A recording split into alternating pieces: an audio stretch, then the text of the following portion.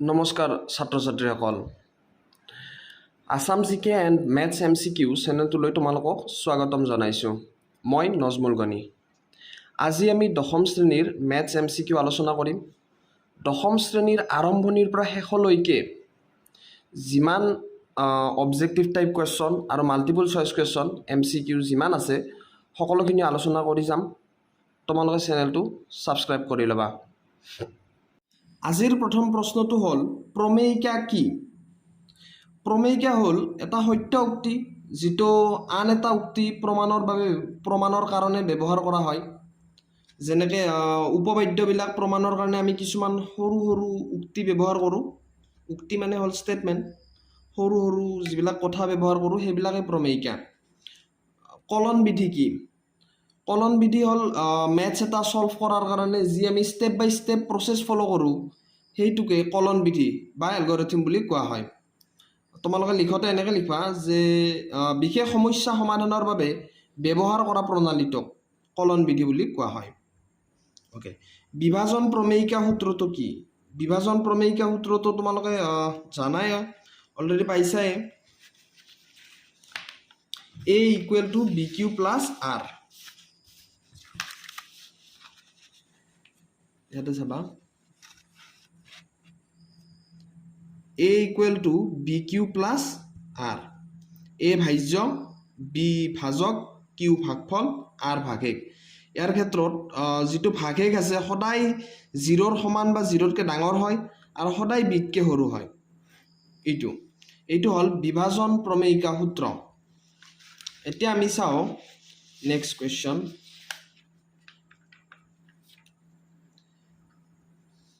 পাটিগণিতৰ মৌলিক উপপাদ্যটো লিখা পাটিগণিতৰ মৌলিক উপপাদ্যটো প্ৰত্যেক যৌগিক সংখ্যাকে মৌলিক সংখ্যাৰ ঘাতৰ পূৰণফল হিচাপে লিখিব পাৰো আমি প্ৰত্যেক যৌগিক সংখ্যাকে যেনেকৈ এটা যৌগিক সংখ্যা লওঁ আমি ইয়াতে 24ক আমি কেনেকৈ ভাঙিব পাৰোঁ 2 দি 12 2 দি 6 2 দি 3 তো 24ক 2³ × 3 হিচাপে লিখিব পৰা যায় তাৰমানে এইটোৱে যে প্ৰত্যেক যৌগিক সংখ্যাকে মৌলিক সংখ্যাৰ ঘাতৰ পূৰণফল হিচাপে লিখিব পাৰি এইটোৱে হৈছে কি পাটিগণিতৰ মৌলিক উপপাদ্য এইটো এতিয়া চাবা কোৱেশ্চন নম্বৰ 5 এটা মৌলিক সংখ্যাৰ মুঠ উৎপাদকৰ সংখ্যা কিমানটা এইটোৱে এটা মৌলিক সংখ্যাৰ মুঠ উৎপাদকৰ সংখ্যা হ'ব দুটা মৌলিক সংখ্যাৰ ডেফিনেশ্যনটো এইটো যে যি সংখ্যাৰ উৎপাদক মাত্ৰ দুটা সেই সংখ্যাটোক মৌলিক সংখ্যা বুলি কোৱা হয় গতিকে মৌলিক সংখ্যাৰ যদি উৎপাদক সোধে তেতিয়াহ'লে অবভিয়াছলি দুটাই হ'ব আচ্ছা কোৱা ইয়াতে এটা কোৱেশ্চন তোমালোকক সোধা হ'ল তোমালোকে কমেণ্ট ছেকশ্যনত উত্তৰটো দিবা যে -3 মৌলিক সংখ্যা হ'বনে নাই এই প্ৰশ্নটোৰ উত্তৰ তোমালোকে কমেণ্ট ছেকশ্যনত দিবা এতিয়া এইটো কোৱেশ্চন চাবা যদি P আৰু Q দুটা মৌলিক সংখ্যা তেন্তে সিহঁতৰ গসাগু কি হ'ব দুটা মৌলিক সংখ্যাৰ গসাগু সদায় সংখ্যা দুটাৰ পূৰণ দুটা মৌলিক সংখ্যাৰ লসাগু সদায় সংখ্যা দুটাৰ পূৰণফল হয় এইটো কিন্তু গসাগু দুটা মৌলিক সংখ্যাৰ গসাগু সদায় 1 যিকোনো দুটা মৌলিক সংখ্যাৰ গসাগু সদায় কি হ'ব 1 হ'ব আচ্ছা গসাগু আৰু লসাগুৰ বিষয়ে অলপ ভালকৈ জানো যে 2 আৰু 3 দুটা সংখ্যা দিয়া গৈছে দুটা সংখ্যা মৌলিক যদি ইয়াৰ লসাগু আৰু গসাগু উলিয়াব দিয়া হয় তুমি কি কৰবা এইটো প্ৰচেছ ফলো কৰবা 2 = 2 × 1 3 = 3 × 1 তেতিয়াহ'লে ইয়াৰ লসাগু ওলাব দিলে কি কৰবা মিল থকা নথকা সব পূৰণ 2 × 3 × 1 মানে 6 মানে সংখ্যা দুটাৰ পূৰণফল হয় কাৰণ ইহঁতক মৌলিক সংখ্যাকটো আৰু উৎপাদক বিশ্লেষণ কৰিব পৰা নাযায় সেইকাৰণে এইটো হ'ব আৰু গসাগু কি মিল আছে মিল থকাটো গসাগু 1 তাৰ মানে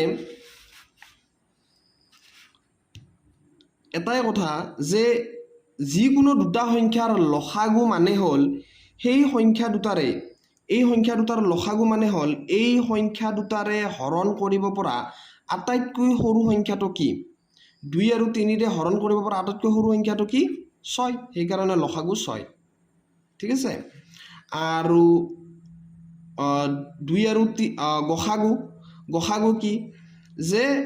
2 আৰু 3 হৰণ কৰিব পৰা আটাইতকৈ ডাঙৰ সংখ্যা যেটো আছে সেইটোৱে হ'ব তাৰ গসাগু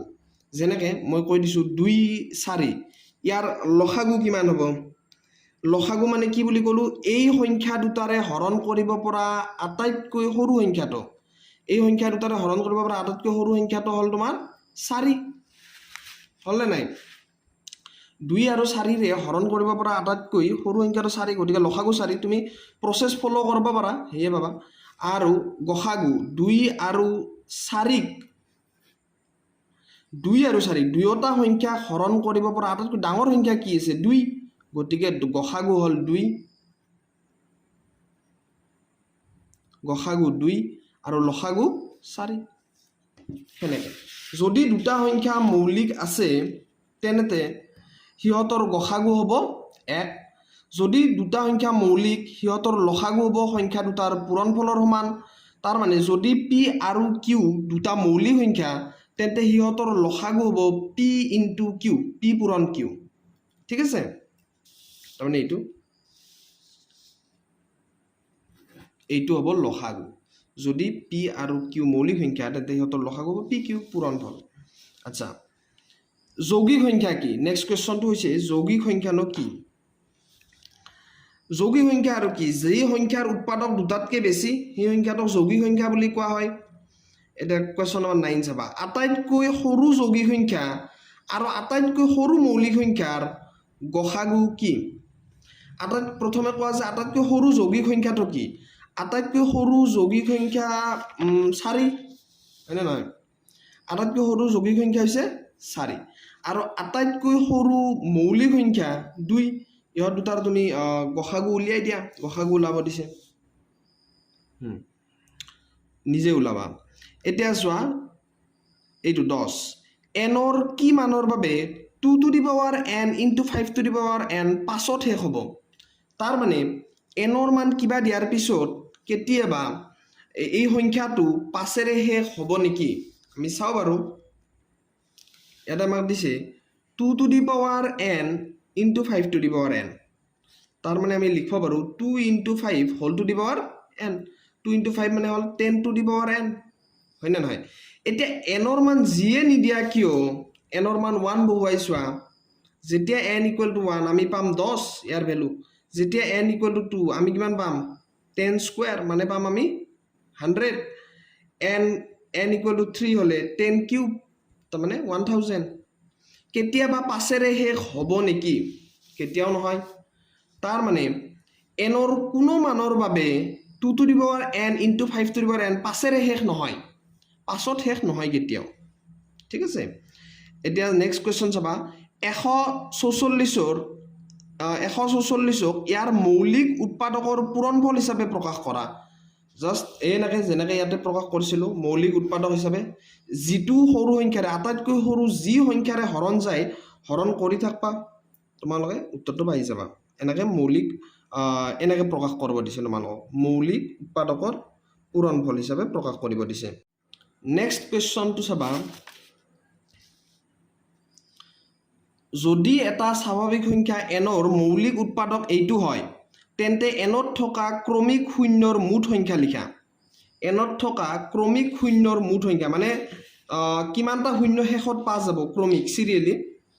তো তাৰ কাৰণে আমি কি চাব লাগিব এনেতো এই সংখ্যাটো ক্যালকুলেট কৰিয়ে আমি কৈ দিব পাৰো যে ইয়াৰ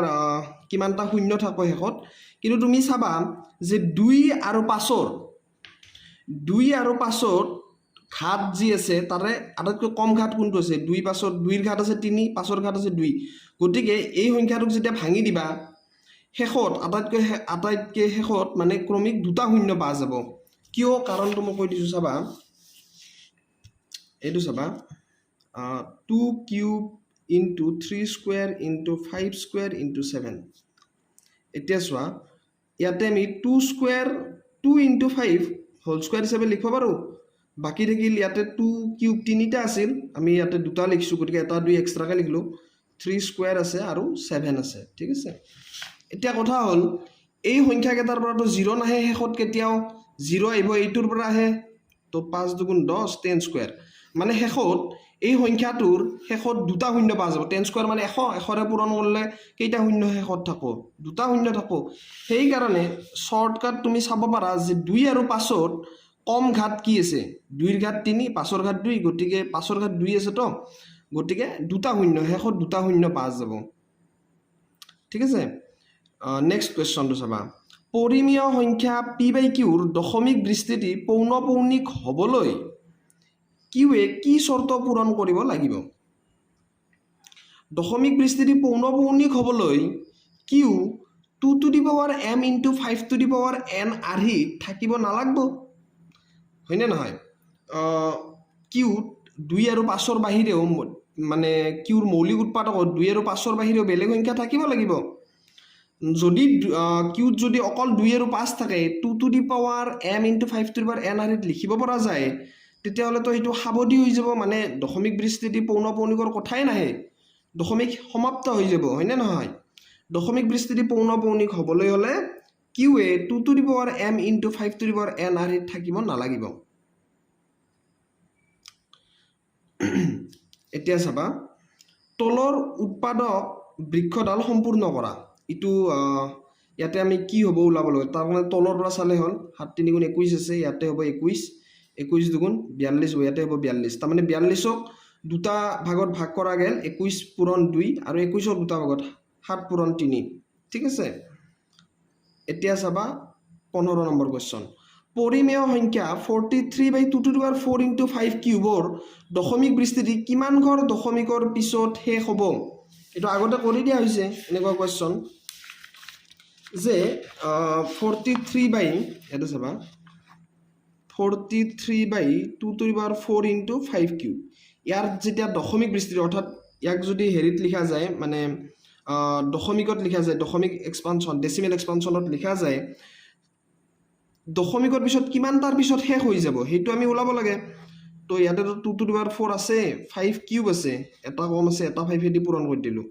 4 into 3 আছে এটা 5 এদি ওপৰতো পূৰণ কৰি দিলো এতিয়া সোৱা 5 ন 15 5 7 5 20 এইটো ম্যাচ কৰি দিছোৱে তো 2 into 5 whole to the power কিমান হ'ব 2 into 5 whole to the power হ'ব তোমাৰ 4 ঠিক আছে তাৰ মানে 215ক আমি ডিভাইড কৰিব লাগে 10 to the power 4 এৰে চাৰিটা দশমিক আগবাঢ়ি আহিব মানে ইয়াতে আছে এটা দুটা তিনিটা আৰু এটা আগবাঢ়ি আহিব 0 2 1 5 এইটো হৈ যাব এইটো হ'ব তাৰ মানে ইয়াৰ উত্তৰটো হ'ব দশমিক বিস্তৃতি কিমান ঘৰ দশমিকৰ পিছত শেষ হ'ব 4 ঘৰ দশমিকৰ পিছত শেষ হৈ যাব ঠিক আছে নেক্সট কোৱেশ্চনটো চাবা 2√45 plus 3√20 divided by 2√5 ইমানক সৰল কৰাৰ পিছত ই পৰিমেয় বা অপৰিমেয় কি সংখ্যা হ'ব লিখা এটো চাবা আমি সলভ কৰি দেখুৱাই দিছো 2√45 into 3√20 সৰি প্লাস আছে মাজত প্লাস divided by 2√5 ওকে ইয়াৰ পৰা যদি আমি √5 কমন আনো এতিয়ালে ইয়াতে থাকো 2 into √9 9 5 গুণ 45 তো 9 থাকি যাব আৰু ইয়াতে থাকো 3 into √4 divided by 2√5 √5 ক্যান্সেল যাব তাৰ মানে 2 into এনটো √9 এটা পৰিমেয় বাৰে এনেকে থাকক 3 into √4 এইটো থাকিল এতিয়া সব পৰিমেয় সংখ্যা এইটো পৰিমেয় এইটো গতিকে এইটো এটা পৰিমেয় সংখ্যা হ'ব √9 মানে 3 আৰু √4 মানে 2 লিখা যাব তেতিয়া হলে এইটো এটা গটেখিনি ক্যালকুলেশনৰ পিছত এটা পৰিমেয় সংখ্যাই পোৱা যাব হয় না নহয় ওকে নেক্সট কোৱেশ্চন চাবা যদি a আৰু b পৰস্পৰ মৌলিক তেন্তে a² b² মৌলিক হ'ব নে পৰস্পৰ মৌলিক হ'ব নে যৌগিক সংখ্যা নে যুগ্ম সংখ্যা হ'ব বাতিয়া আজিলৈ ভিডিওটো ইমানতে